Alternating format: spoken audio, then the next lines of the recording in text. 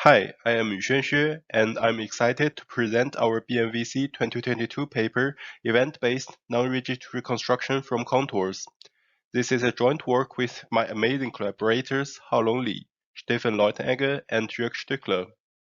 In this work, we focus on reconstructing non-rigid object deformation from sparse events data. Event camera captures the brightness change at each individual pixel, so assuming the background is static, the events are generated by the motion of objects. In other words, events describe the non-rigid motion. Thus, we propose a novel approach which takes only event stream as input and reconstructs the object from an initialized mesh model. Now, let's have a look on how do we solve the problem. Given an initialized object model and a sparse event stream, we want to reconstruct the object after the deformation. The object shape is parameterized by the pose parameters lying in the low-dimensional shape space. To reconstruct the hand motion, we use the manual hand model, which uses 45 PCA parameters to control the hand pose. For body joints motion reconstruction, we use the simple model, which uses three-dimensional axis angle rotation for each joint. Finally, we optimize for the pose parameters of the deformed object to perform the reconstruction. In machine learning, given the data observation X, people usually formulate a maximum likelihood estimation problem to solve for model parameters. In our task, the observed data are captured events, and model parameters are pose parameters of the mesh model. Apparently, directly solve the MLE problem is difficult. Thus, we introduce a hidden variable in our problem. The hidden variable Z indicates which mesh phase causes observed events. It associates the mesh model to the observed events. And after having this formulation, we can solve our task using the expectation maximization algorithm. In the expectation step, we determine the association probability about each mesh phase with respect to the observed events. In the maximization step, we calculate the expected contour measurement likelihood and maximize it. After several alternating between the E step and the M step, we arrive at the optimized pose parameters. I will elaborate our EM-based approach as well as the association between the events and the mesh phase now. We first formulate the data likelihood Px given Z and theta. The X is the observed event. Knowing the camera intrinsic, we can casting a ray through the event into the 3D space. Inspired by soft rasterizer, we assign the event to each mesh phase in a soft manner, which means every mesh phase has a probability to cause the event. Theoretically, the closer the mesh phase to the Baron vector of the event, the higher probability that the event is assigned to that mesh phase. Here, we use a sigmoid function to formulate the lateral probability term. Delta ij indicates whether the Baron vector goes through the mesh phase J. It is 1 if yes and -1 otherwise. The lateral distance is the minimal distance from the edge of the phase to the ray. In addition to the lateral term, we also have to consider the longitudinal term, because the mesh phase closer to the camera has intuitively higher probability to cause the event.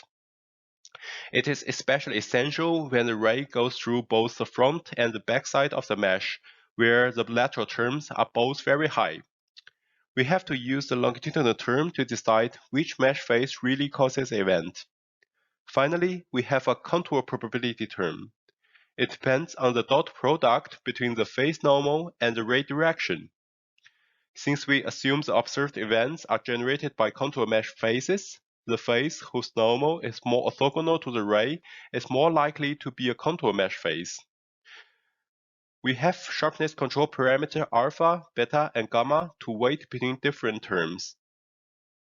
After we formulate the data likelihood, we can determine the association probability Pz given x and theta.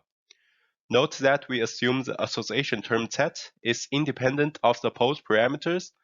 Thus, we can represent the association probability purely with the data likelihood term. Then, we calculate the measurement likelihood with the current estimated association Z. Again, we can express it with the data likelihood term. We can calculate the expectation of the log likelihood based on the association probability and the measurement likelihood. Note that the data likelihood in the M step is independent of the longitudinal probability term because we don't want the mesh face to be dragged closer to the camera. We maximize this term to update the post parameter and use the new post parameter to estimate association probability in each step and so on. Now let me quickly summarize our approach. From an initialized post parameter and an observed event, we can compute the lateral distance, the longitudinal distance, and the angle between the recasting through the event and each mesh face.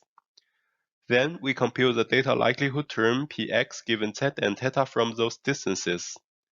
We perform the E and the M step to get the expectation of the measurement likelihood, which is the final objective function in our approach.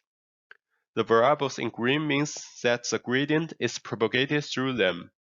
Apparently, longitudinal distance doesn't have gradient since it is not considered in the M step. Okay, before I introduce you to the reconstruction result, I would like to shortly announce another contribution of our work.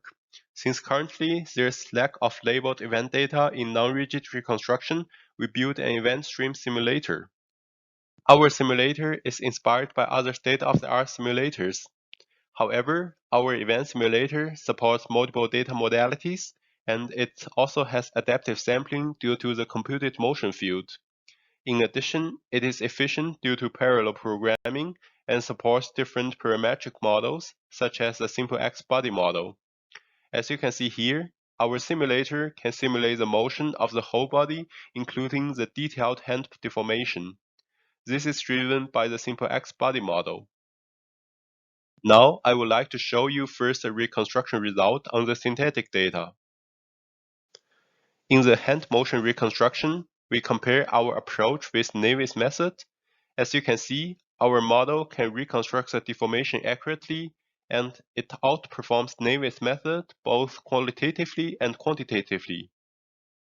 We also compare with Hudneff's method in the hand reconstruction. Different to the last task, where we optimize for the whole 45-dimensional whole space of the hand model, here our approach and Hudneff's approach solve for the 6 main parameters in the PCA space. Again, our approach outperforms the state-of-the-art method both qualitatively and quantitatively. While Hudneff's method and Navy's method reconstruct the hand motion, our approach can also reconstruct the human joint's rotation. Thus, we show here the results of the joint reconstruction of the elbow joint and the hand motion. As you can see in the right column, our approach can reconstruct both the arm motion as well as the detailed finger motion.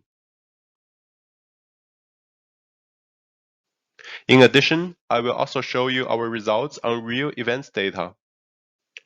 This video is captured by David's 240C camera. The grayscale frame has 24 fps. In both our method and Navy's method, we rely on the input events and initialized post parameter. We use mesh graphhomer to estimate manual post parameters from the beginning intensity frame. As you can see, the intensity frames have obvious blur because of the fast motion. Our approach can reconstruct the deformation well, while Navy's method cannot accurately track the hand motion. We also evaluate the robustness of our approach with regards to the noisy initial post parameters and noise in the input events. The first experiment is about robustness against noisy initialized post parameter of our approach. We add randomly sampled perturbation to the initial post parameter, and you can observe the effect of the perturbation on the left side. The figure on the right shows that our method is robust to different level of noisy initialized post parameters. We also randomly add noise to the background to simulate the salt and pepper noise of the real event camera. It also shows that our approach is robust to different amount of the salt and pepper noise. Finally, let me summarize our presentation. In our work, we novelly proposed the idea of contour events and designed a non-rigid reconstruction approach based on the expectation maximization algorithm to deal with contour events. Our results on synthetic and real data demonstrates that our proposed method outperforms the state-of-the-art event-based non-rigid reconstruction approaches. We also develop a multi-model and efficient non-rigid event stream simulator. There are also some limitations in our approach. We rely on the initial pose parameter, and besides, the non-rigid reconstruction from contour events using a single camera can be ill-constrained in certain settings, such as high-dimensional shape parameters, 3D rotation and translation, or self-occlusion. In the future, people can consider to couple the events and intensity frames to address the limitations. Besides, our approach is not real-time capable yet. In the future, people can consider to assign events to a smaller range of mesh faces using KD tree and accelerate using GPU programming to increase the efficiency. For more details and results of our approach, please refer to our paper and the project website. If you have any questions or suggestions, I warmly welcome you to discuss with me now or at the poster session. Thank you for your attention.